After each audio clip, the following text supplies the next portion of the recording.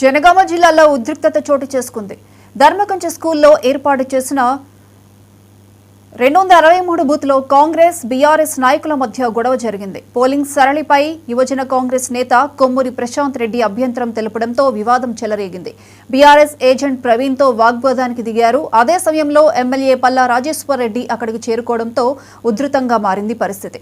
సంఘటనా స్థలానికి పోలీసులు చేరుకొని ఇరు వర్గాలను చెదరగొట్టారు.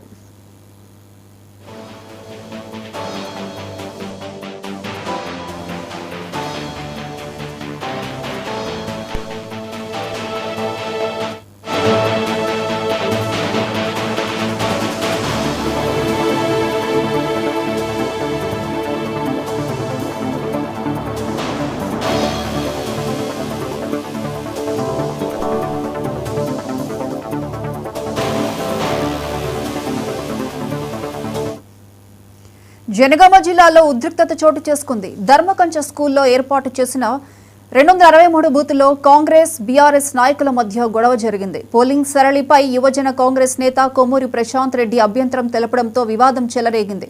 బీఆర్ఎస్ ఏజెంట్ ప్రవీణ్తో వాగ్వాదానికి దిగారు. అదే సమయంలో ఎమ్మెల్యే పల్లా రాజేశ్వర్ రెడ్డి అక్కడికి చేరుకోవడంతో ఉధృతంగా మారింది. సంఘటనా స్థలానికి పోలీసులు చేరుకొని ఇరు వర్గాలను చెదరగొట్టారు.